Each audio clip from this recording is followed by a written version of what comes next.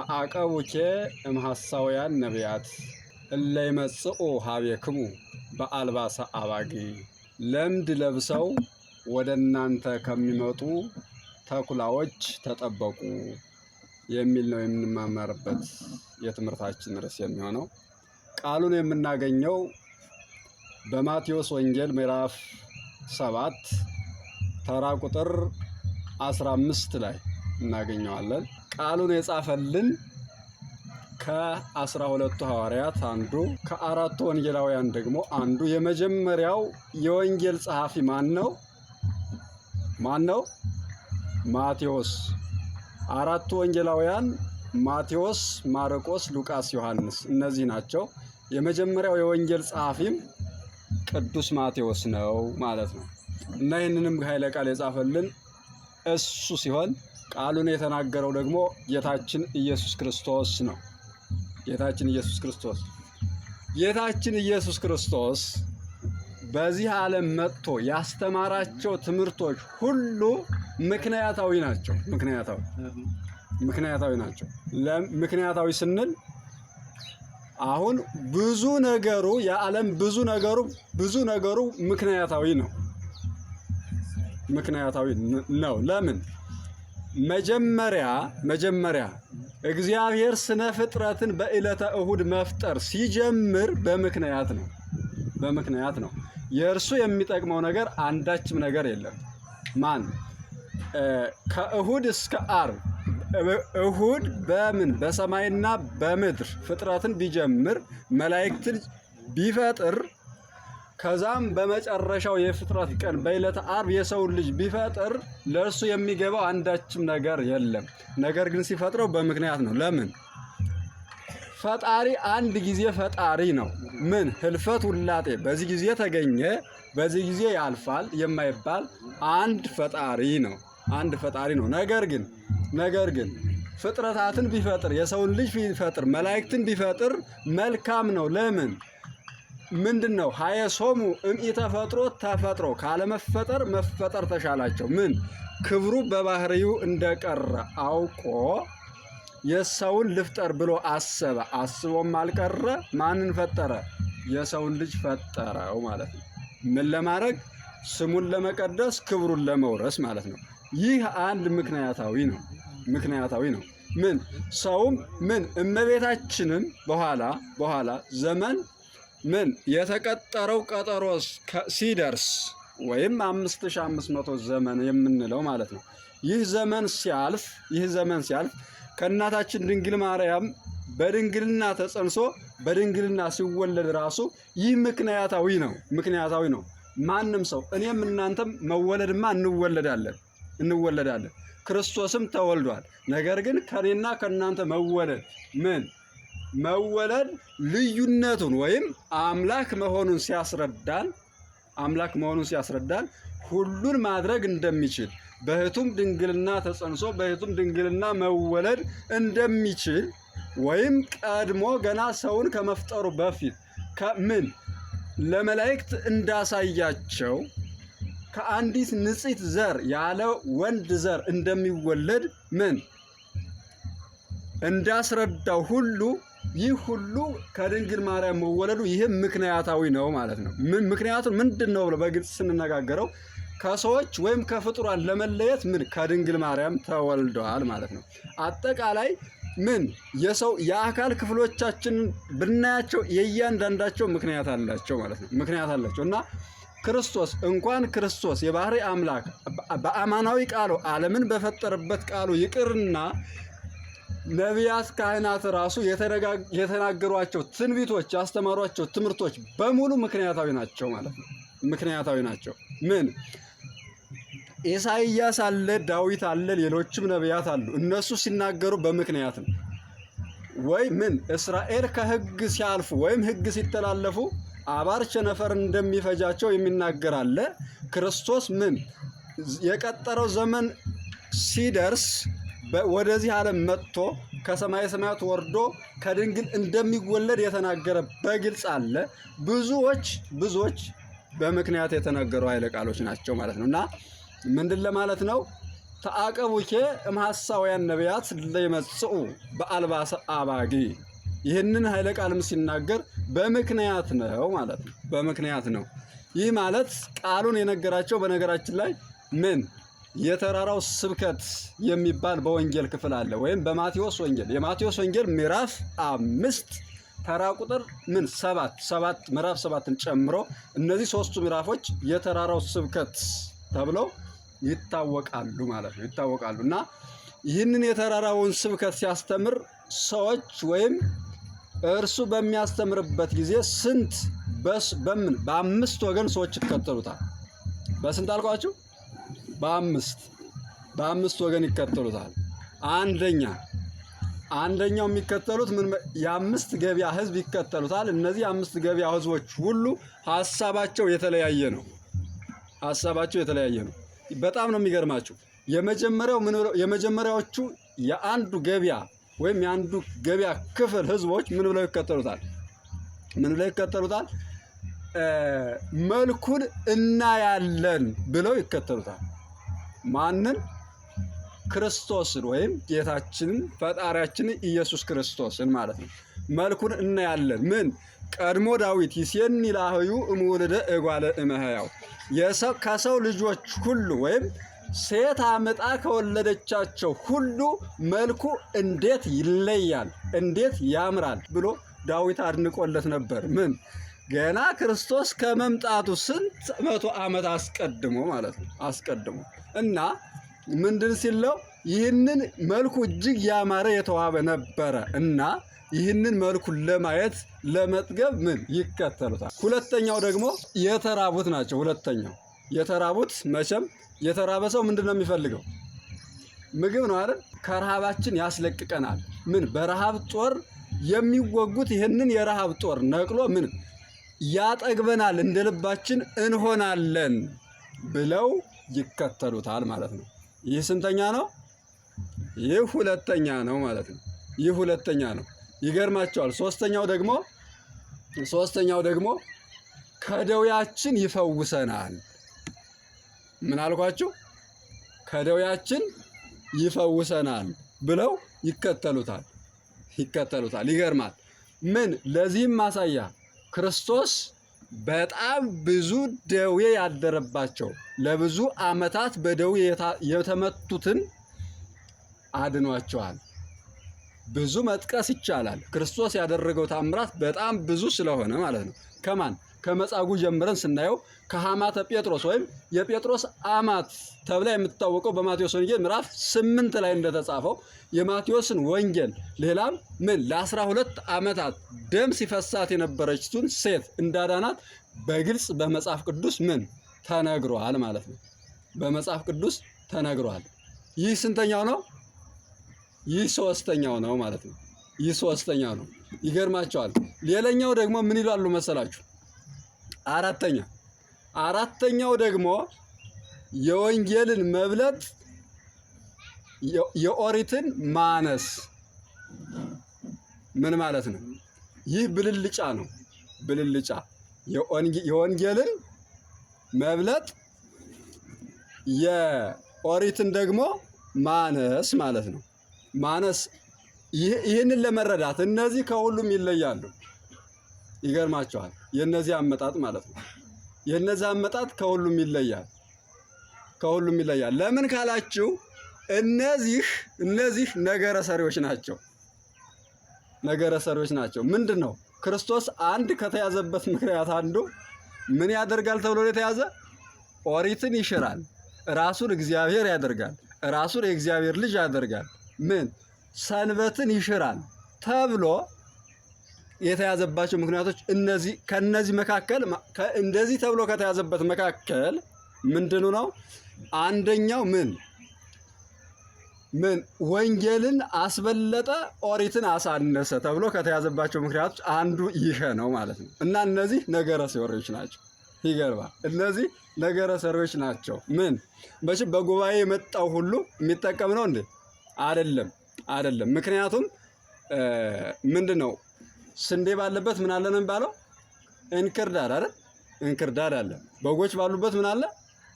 ተኩላ አለ። አያችሁት? ክርስቶስ እንኳን ጉባኤ አስፍቶ ሲያስተምር ማን አለ? ይሁዳ አለ አይደል?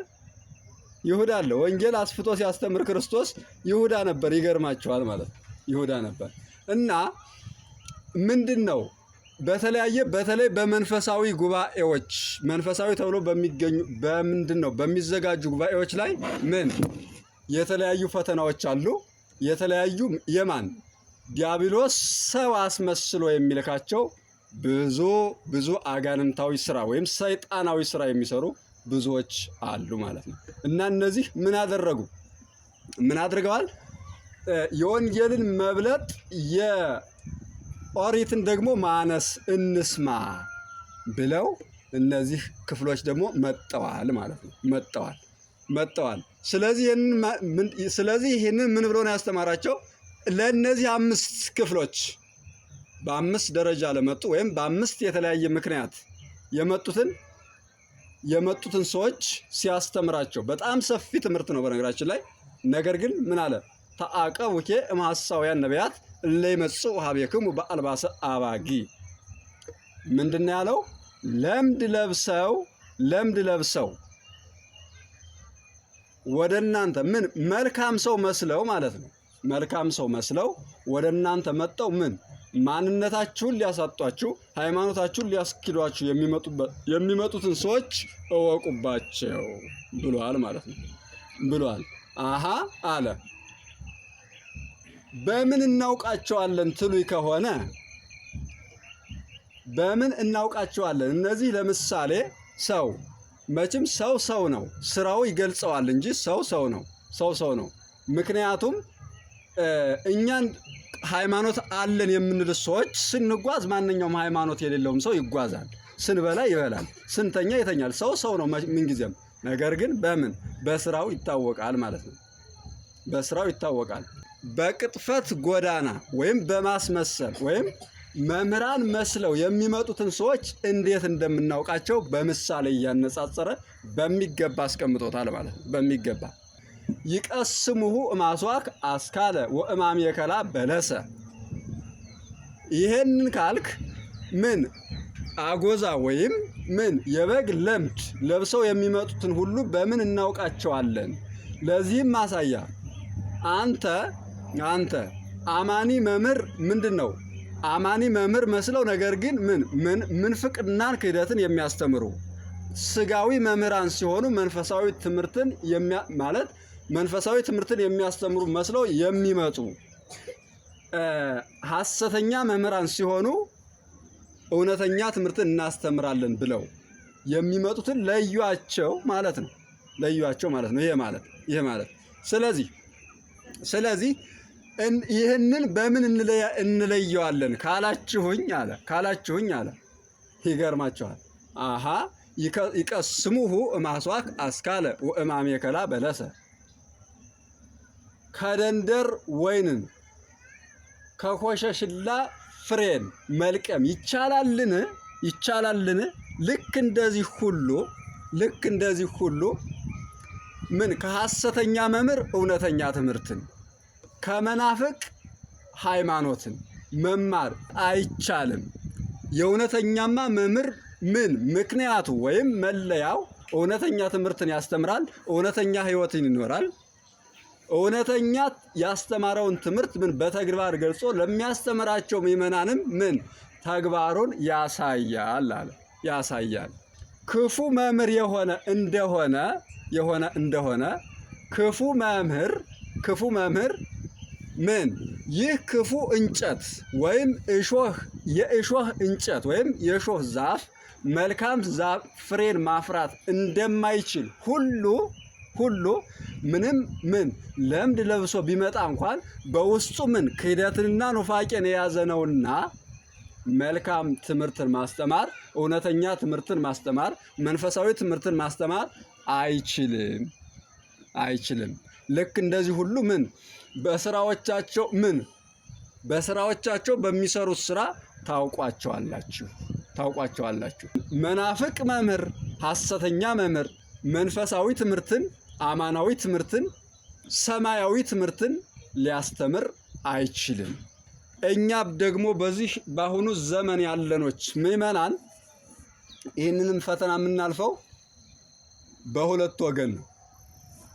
በሁለት ወገን ነው። በምን ካላችሁኝ በትዕግስትና በጥበብ ማለት ነው። በትዕግስትና በጥበብ ሰዎችን በስራቸው እንጂ በሌላ መለየት አይቻልም። ምክንያቱም መልካም ሰው እናንተ ነጠላ ለብሳችሁ ስትመጡ ነጠላ ለብሶ ይመጣል። ይታወቃል እንዴ? አይታወቅም። እናንተ መልካም ሰው መስላችሁ መጽሐፋችሁን አንግታችሁ ስትሄዱ ልክ እርሱም የሆነ ቤተክርስቲያን የሆነ መንፈሳዊ ቦታ የሆነ ቁርባን ቦታ የሆነ ቤተክርስቲያን ይመጣል እንዴ። ሰው ደፋር ነው። ሰይጣን ደፋር ነው። ይገርማቸዋል። ደፋር ነው። ምክንያቱም ምእመናን ምን ሌባ ምድረ በዳ ነው የሚሄደው፣ በረት ካለበት ነው የሚሄደው።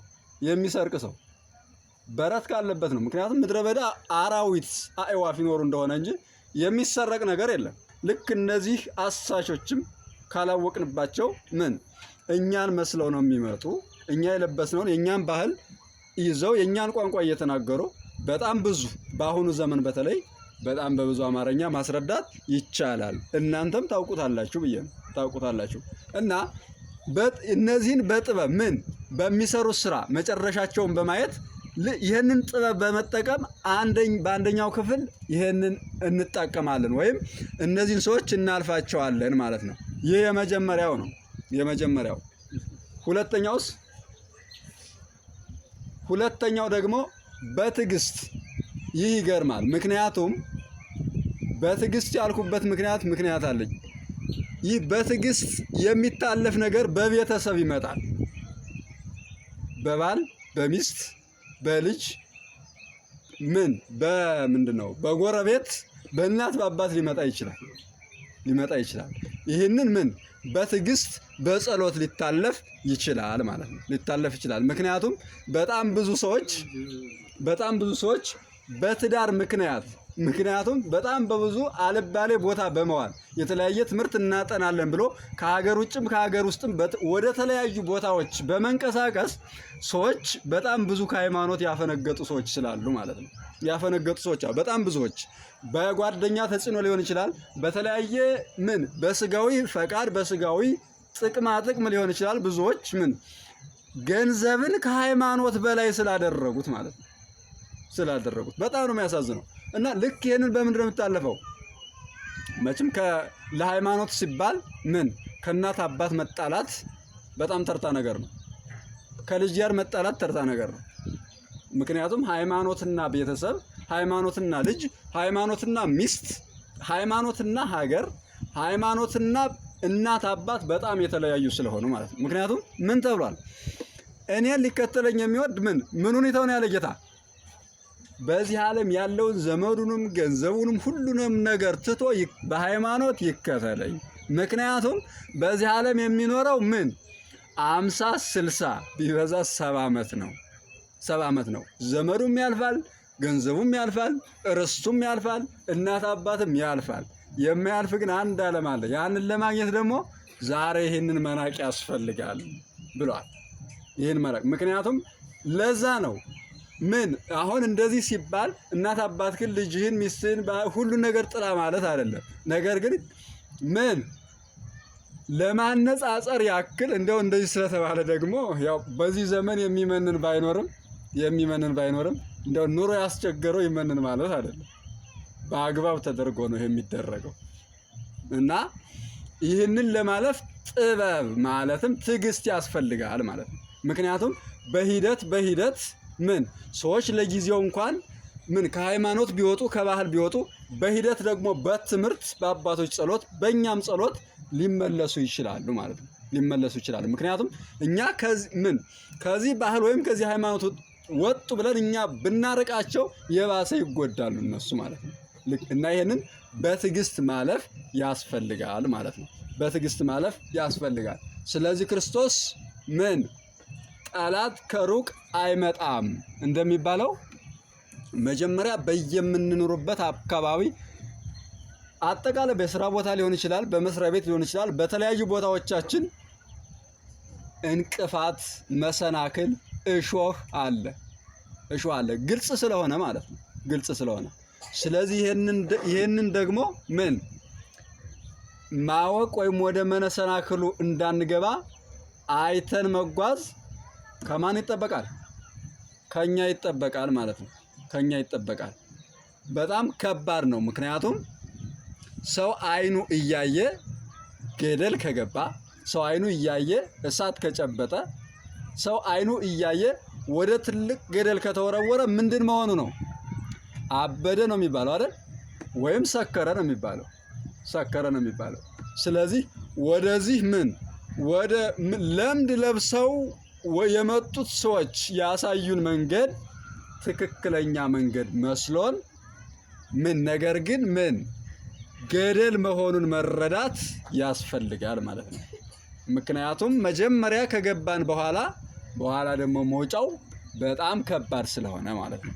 ስለዚህ አስመስለው የሚኖሩትን መልካም ሰዎች መስለው ሰዎችን ወደ እነሱ መጥፎ ባህሪ ለመለወጥ ሲባል ሰዎችን ባልተገባ መንገድ እንዲጓዙ፣ ያልተገባ ስራ እንዲሰሩ፣ አልተገባ ቦታ ላይ እንዲውሉ የሚያደርጉትን ሲያስተምር ክርስቶስ ምን ብሎናል? ለምድ ለብሰው ወደ እናንተ የሚመጡትን እወቁባቸው፣ በመንገዳቸው እንዳትሄዱ። እነሱ መልካም መስለው ነገር ግን ወደ ሲኦል የሚያስገቡ፣ ወደ ሲኦል ጫካ የሚወስዱ ሰው የሆኑ ተኩላዎች ናቸው። ስለዚህ በእነሱ ወጥመድ እንዳትያዙ ነቅታችሁ ኑሩ፣ ንስሐ ግቡ ብሎ ሲያስተምረን ይህን ቃል አስተምሮናል ማለት ነው። ስለዚህ በመናፍቃን ወጥመድ እንዳንያዝ አምላካችን እግዚአብሔር ይርዳን። ያስተማረን አምላካችን ስሙ የተመሰገነ ይሁን። ይቆየን።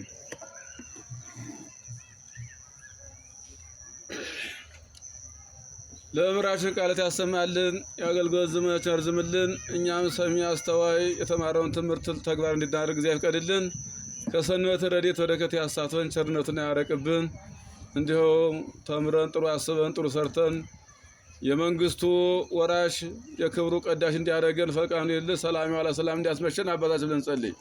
አባታችን ሆይ በሰማያት የምትኖር ስምህ ይቀደስ፣ መንግስትህ ትምጣ፣ ፈቃድህ በሰማይ እንደሆነች እንዲሁ በምድር ትሁን። የዕለት እንጀራችንን ስጠን ዛሬ፣ በደላችንን ይቅር በለን እኛም የበደሉንን ይቅር እንደምንል። አቤቱ ወደ ፈተና አታግባን፣ ከክፉ ሁሉ አድነን እንጂ ይህች መንግስት ያንተ ናትና፣ ኃይል፣ ክብር፣ ምስጋና ለዘላለሙ አሜን። እመቤታችን ቅድስት ድንግል ማርያም ሆይ በመልአኩ በቅዱስ ገብርኤል ሰላምታ ሰላም እንልሻለን። በሐሳብሽ ድንግል ነሽ፣ በሥጋሽም ድንግል ነሽ። አሸናፊ የእግዚአብሔር እናት ሆይ ሰላምታ ላንቺ ይገባሻል። ከስለፊተሽ አንቺ የተባረክሽ ነሽ፣ የማኅፀንሽ ፍሬ ጌታ ኢየሱስ የተባረከ ነው። ጸጋን የተመላሽ ቅድስት ሆይ ደስ ይበልሽ፣ ለእግዚአብሔር ከአንቺ ጋር ነውና ከተወደደው ልጅሽ ከጌታችን ከመድኃኒታችን ከኢየሱስ ክርስቶስ ዘንድ ይቅርታና ምሕረትን ለምኝልን፣ ኃጢአታችንን ያስተሰርይ ለዘላለሙ አሜን።